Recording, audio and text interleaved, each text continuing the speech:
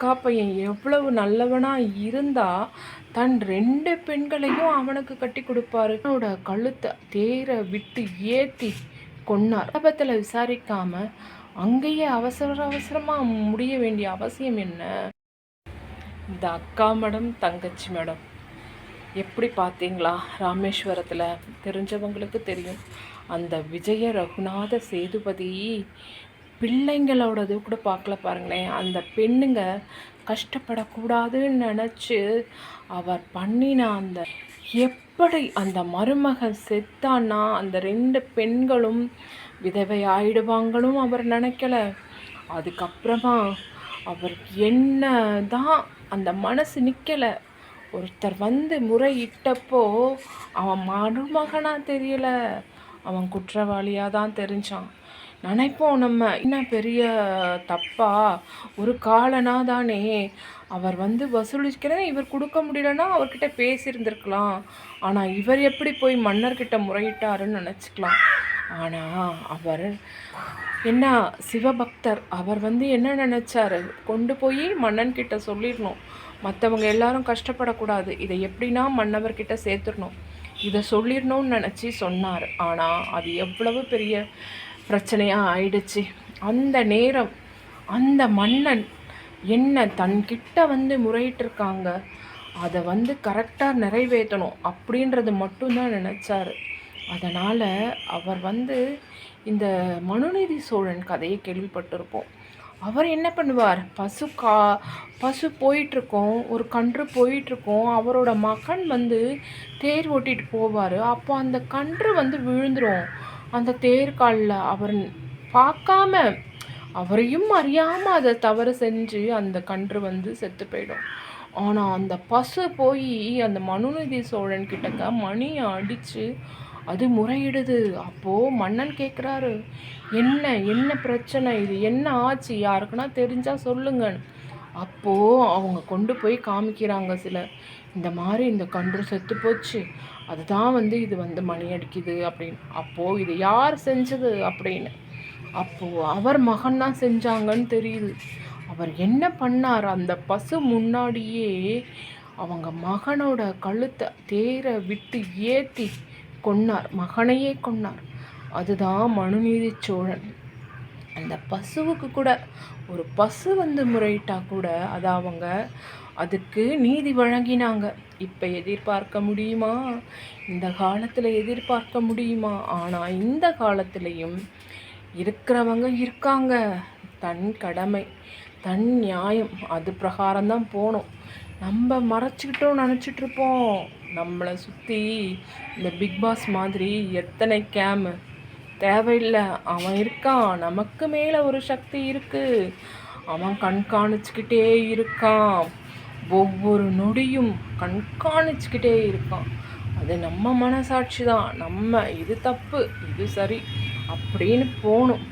அவர் வந்து எவ்வளவு ஆசைப்பட்டிருப்பார். அக்கா பையன் எப்படி போட்டு அவர் மடியில் வச்சு காது குத்தி இருப்பார், எப்படி வளர்த்துருப்பார். அந்த அக்கா பையன் எவ்வளவு நல்லவனாக இருந்தால் தன் 2 பெண்களையும் அவனுக்கு கட்டி கொடுப்பாரு.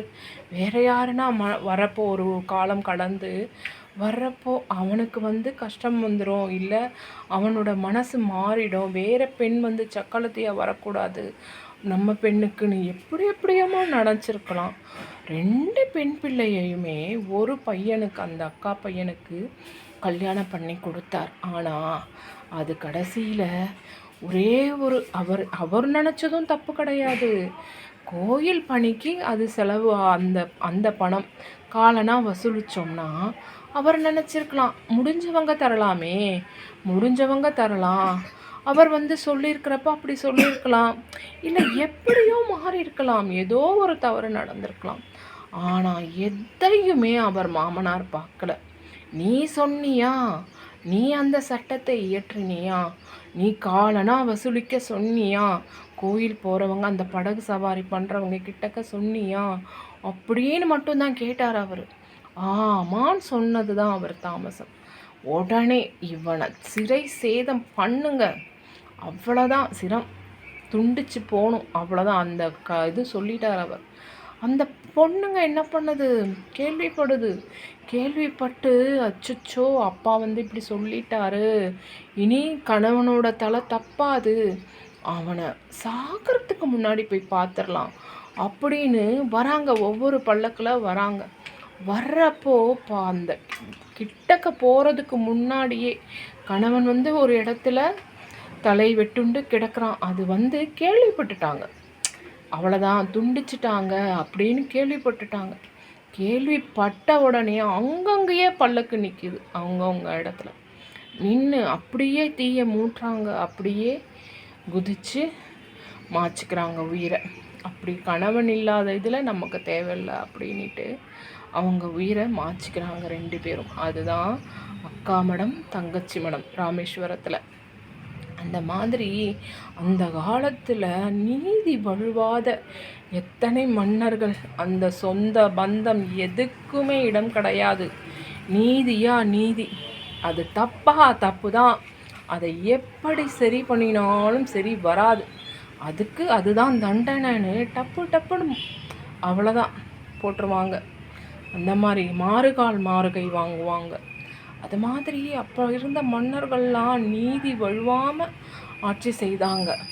கண்ணகி கோவலன் கதை அதுலேயும் அப்படித்தான். அந்த மன்னன்கிட்ட போய் கண்ணகி வீராவேசமாக பேசுவாங்க. எப்படி சொல்கிறீங்க, ஏன் கணவன் கல்வன்னு எப்படி நீ சொல்கிறீங்க, நீ மன்னனே ஆனாலும் குற்றம் செஞ்சவன் தான். அப்போ அவர் சொல்கிறாரு, என்னுடைய மனைவியினுடைய கால் சிலம்பு அது அப்படின்னு. எப்படி சொல்கிறீங்க, அது உங்கள் மனைவியினுடைய கால் சிலம்பு என்ன பரல்கள் சொன்னாங்க, அது மாணிக்க பரல்கள், இது முத்து பரல்கள்னு வாக்குவாதம் வருது. அப்போ சொல்கிறாங்க, எங்களோட மனைவியோடது முத்துப்பரல்கள், என்னோடது மாணிக்கப்பரல்கள் அப்படி சொல்லி ஒரு சிலம்பை எடுத்து உடைக்க சொல்கிறாங்க. அப்போ முத்துப்பரல்கள் வருது மன்னவனோட மனைவியோடது. அதுக்கப்புறம் இன்னொன்னையும் உடைக்க சொல்லுங்கன்றாங்க. இன்னொன்னையும் உடைச்சா மாணிக்கப்பரல்கள். மன்னனுக்கு அப்பயே அந்த செங்கோல் அவ்வளோதான் விழுந்துருச்சு. ஆனால் இன்னும் உனக்கு சந்தேகம் இருக்கா மன்னா, இப்போ பாரு நீ, இவங்க கையில் இருக்க சிலம்ப கண்ணகி உடைக்கிறாங்க. உடைச்சா அது மாணிக்க பிறல்களாக போகுது.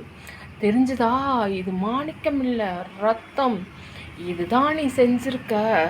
இதை நீ வந்து விசாரிக்காம அப்படியே கூட்டிகிட்டு போய் என்னோட கணவனை நீதி இதில் வந்து இந்த மண்டபத்தில் விசாரிக்காமல் அங்கேயே அவசரமாக முடிய வேண்டிய அவசியம் என்ன?